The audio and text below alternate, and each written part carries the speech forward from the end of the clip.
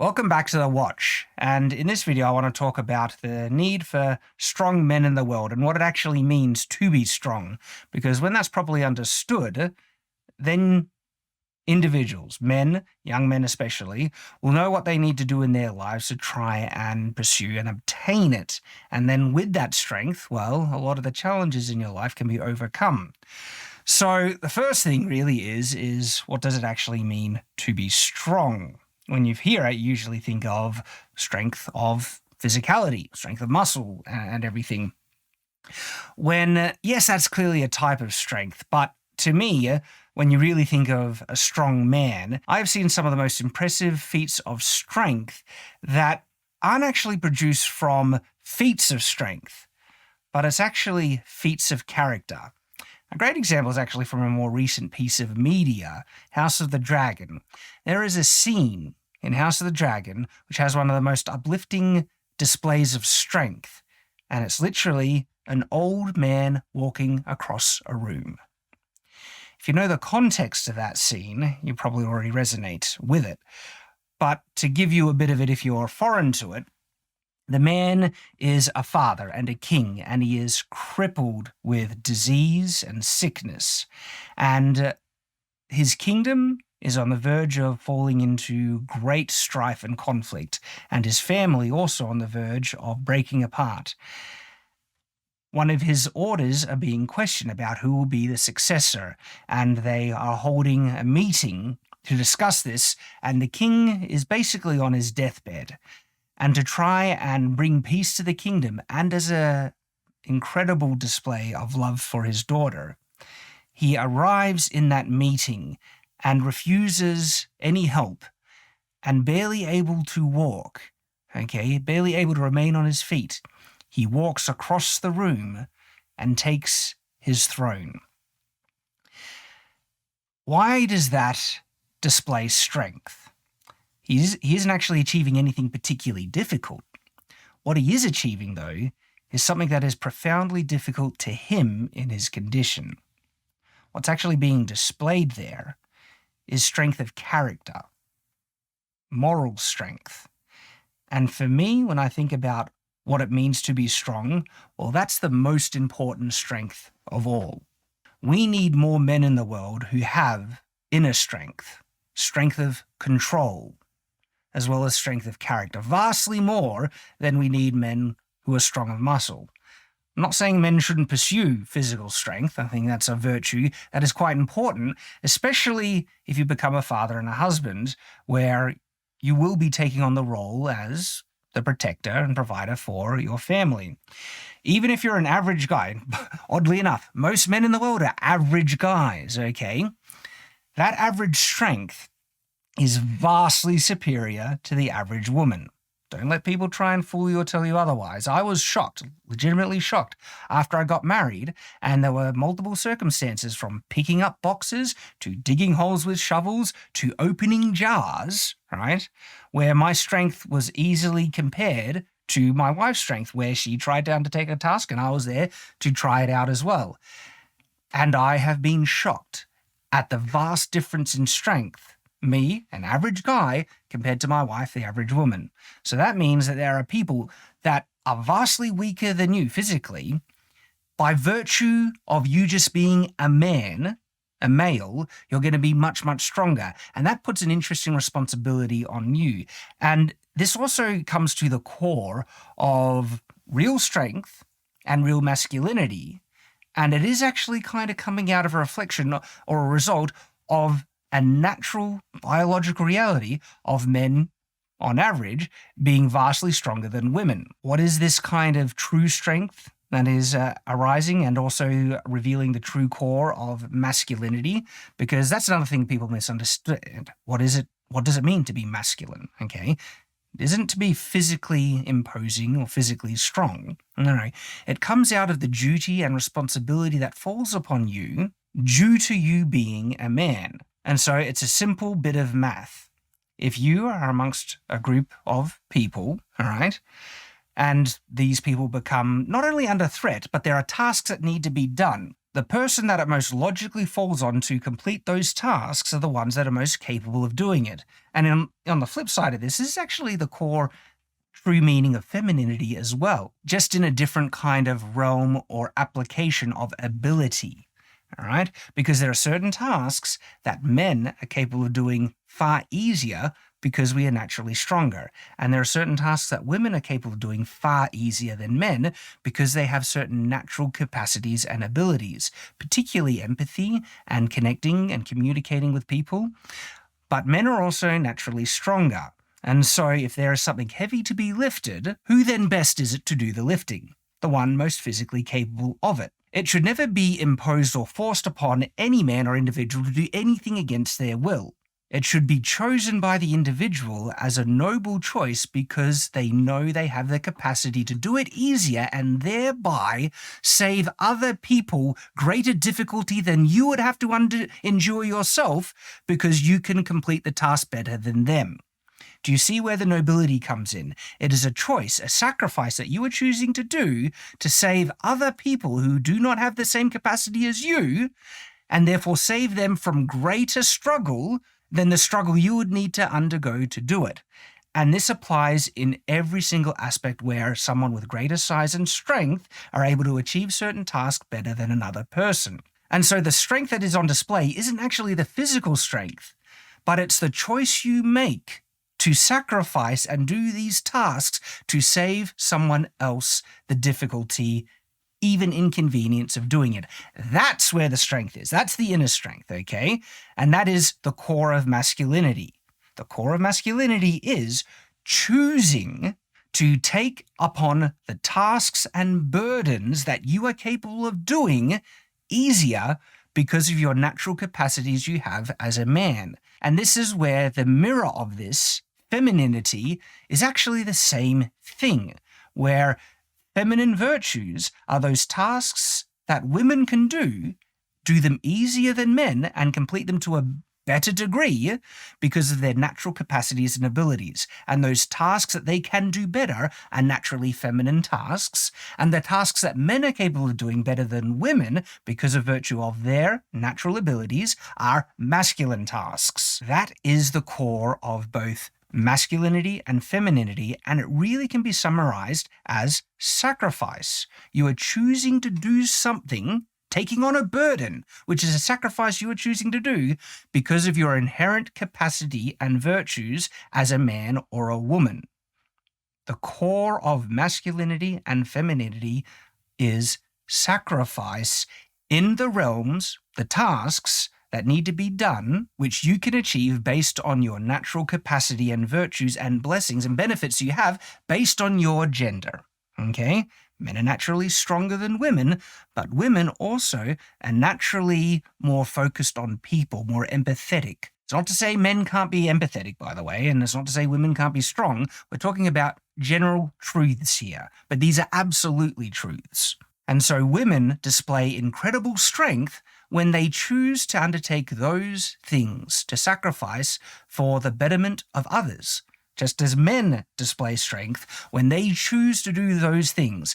And I've experienced this in my own life because there are many tasks that are a burden that I choose to undertake, take up upon and put on my own shoulders because I know I can perform those tasks, achieve those tasks easier than my wife and my children.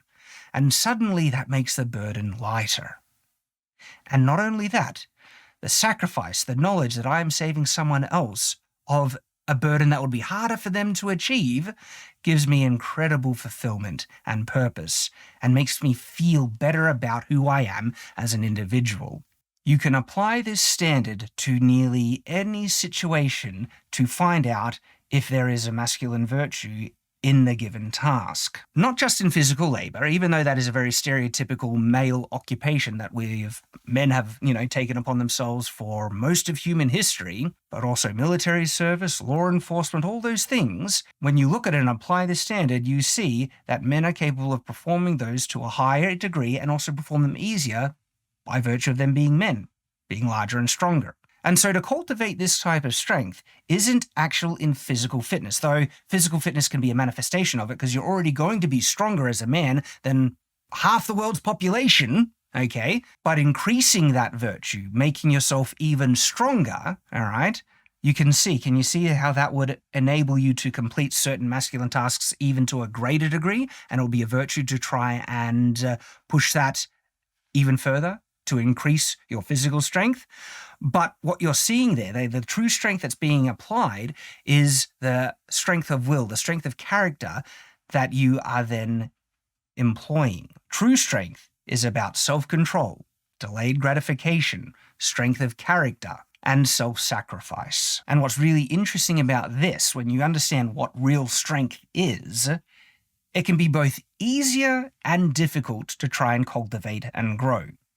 It's easier in the sense that it starts with a simple choice, and anyone is capable of doing it. You can do it right now. You can choose to exercise greater self-control. You can choose to exercise greater strength of character. The difficulty comes in is our natural human failings.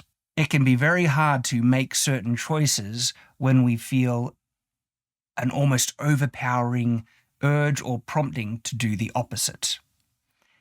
It can seem pretty easy to say no to food when you're not hungry, but when you're starving and it's literally in front of you right there, suddenly that type of self-control and strength can be very difficult to exercise. And so to develop greater ability, greater self-control, this true type of strength, this true strength, it takes practice. And it starts with small things, small little acts. And then when you start getting used to that behavior, it becomes easier.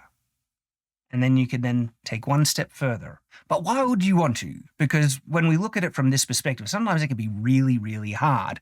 And it is a fun, sometimes enjoyable thing to indulge yourself, especially with the different things that you feel urged to do. It can be really easy to just eat lots of tasty, yum food that is more easily available and gorge yourself. It's very easy to indulge. And some might say, why is that a bad thing? Nearly anything taken to excess is a bad thing. Moderation and self-control shouldn't be too difficult to understand or wrap your head around to see as a good virtue. You could probably easily think of many practices that you're currently doing right now that you could acknowledge to yourself you would be a better person if you showed more moderation or even abstinence, like not indulging in it at all. And you'll be a better person for it. A lot of these behaviors we actually feel guilty for overindulging in, and as a result, they might be more on the forefront of our mind than we might realize, and you might be thinking of a prominent one right now. And then you might be questioning yourself, just how strong are you? Are you strong enough to overcome? It comes with a choice. If you don't think it's possible to overcome these things, then absolutely, it's a self-fulfilling prophecy. The only ability you have to overcome certain behaviors that you are naturally not only indulging in, but you feel an urge to do, and they can become addictive, you need to believe that it's possible to be able to be better. And if you don't think it is, well, that's a lie. Because everyone is capable of being better than you were just a moment before by choosing. That's the power of choice. And in whatever thing that you would like to exercise more self-control in, you can choose right now to delay it. And sometimes you need to go through the process slowly. Going cold turkey to overcome, negative behaviors can be really, really difficult. And so instead of trying to quit it completely off the outset, you can just start working on doing it less often and then doing it even less later on and increasing it to the point. And this is the real strength that is going to be cultivated when you do that. Because as you develop true self-control, true ability to sacrifice this is a type of work even, you'll become stronger and gain greater ability to overcome the thing that you're working on. And this is also comes into just working to achieve goals. It doesn't have to be to stop behavior. It could be to work at instilling a better behavior, physical exercise, speaking more kindly to others, any number of things. This is actually one of the benefits that come from choosing not to swear. Okay, swearing is a very common cultural thing, and as a result, when you start to speak, humans are made to kind of mimic certain behaviors that we associate with more naturally than you might think. It's called herd mentality. It's an instinct that humans have to copy other people or the groups that we are around. And that's not actually a good thing. Not necessarily, okay? It could have survival benefits on a more basic kind of function, but in terms of you being a better person and operating in the realms of moral and ethics, it should always be choice, okay? Your actions should always be based on choice, not instinct to copy other people. And so the more ability that you can train yourself to not copy other people, the stronger you'll actually become and more empowered you'll be to make choices of yourself. Quick caveat, because this herd mentality can be used in the positive if you surround yourself with people or groups of good moral character and behavior.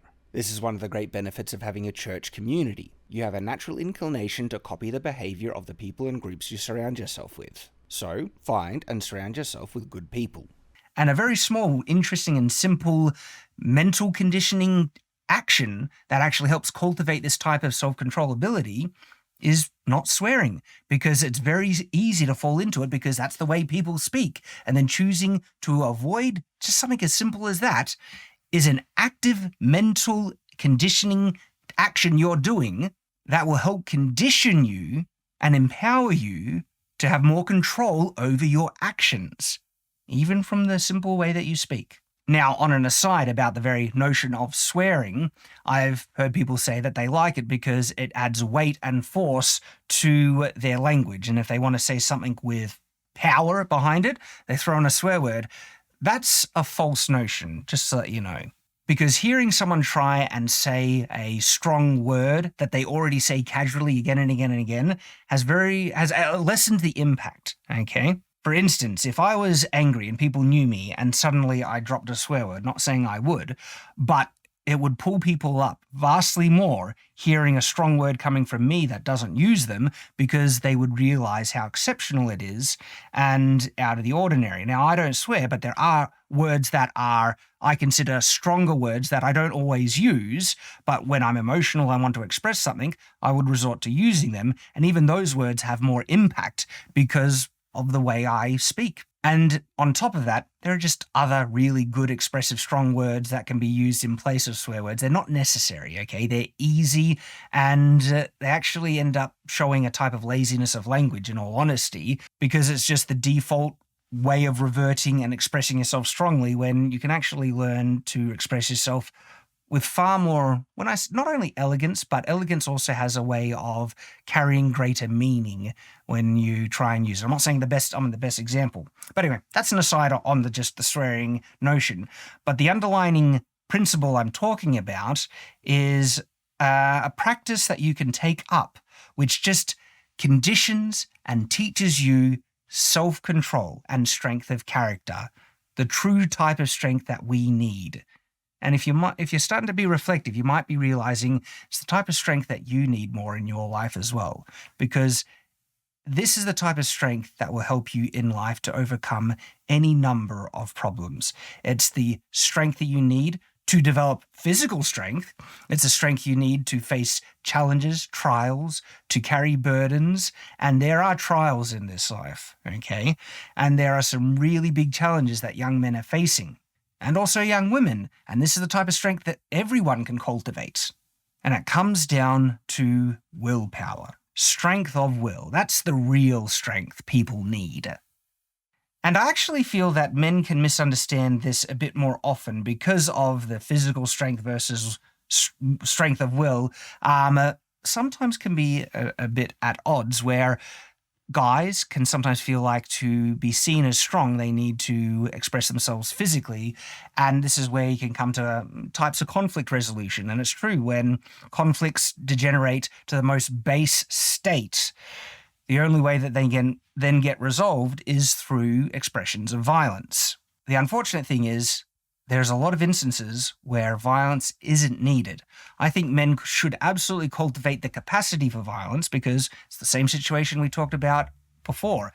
There's going to be situations in which men need to step up and protect those physically weaker than themselves. And so cultivating strength and a capacity for not just violence, even severe violence, is important as long as it's coupled equally with self-control, okay, real strength, and the knowledge of when to use physical strength. I find it interesting that men who are weak, and when I say weak, insecure about who they are, they tend to resort to physical violence a lot quicker because the way that they're able to reinforce in the world that they're really strong, and especially for themselves, it's more about convincing themselves and reinforcing themselves that they're actually strong, is by physically trying to dominate people around them through sometimes emotional manipulation, but using physicality to help instill that, as well as just actual violence. And so when I see like two guys,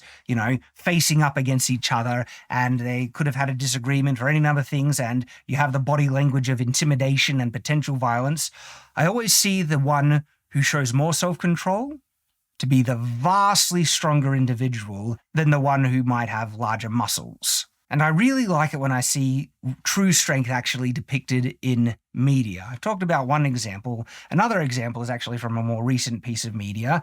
It's One Piece on Netflix, where there's a masculine role model to the main character in his flashbacks. Luffy has a kind of masculine, role model. He's another pirate captain. And there are some interesting interactions in these flashbacks where this pirate captain is threatened and abused, and he allows himself to be abused, and he doesn't fight back. But as soon as his friends get abused by these same people, this individual puts his foot down and stands up. And he basically says something to the effect that, you can say or do whatever you want to me, but don't you dare harm my friends. Now, it's not to say that I think everyone should allow themselves to be abused in the same, way that this character was willing to, but it does display an important truth underlining about self-control and protecting other people. This character was willing to endure quite a severe level of abuse because he had the strength of will and character to not let it bother him and to avoid any potential violence that could have spilt out in a violent altercation between the two. And it was better to avoid violence than it was to defend his own honor. That I find really interesting. Yet he held other people's honor in greater regard than himself, because there are other people who might not be able to endure such abuse and brush it off like he was able to, because he had real strength. But to protect other people and their own journey, because sometimes being abused can really, really affect people, and he was able to endure it better and brush it off, but other people, no, they might not be able to nearly let it brush them off as much. And so he stepped up to protect other people over himself. It's a great example, and I wish we see more of that type of strength in media. There are other things in life that's going to require this strength, the real strength, the true strength, where you will need to allow yourself to potentially face criticism, abuse. Standing on principle can get a lot of negative things in the world today, but a lot of these principles are very important and need to be defended. Even the things that I've talked about in this video, like men cultivating a capacity to be violent, to be happy that they're men, and taking on the traditional masculine virtues, is stuff that is honestly denigrated, belittled, attacked, and just standing up in defense of these traditional values and virtues is something that can get a lot of criticism and, types of attack against you.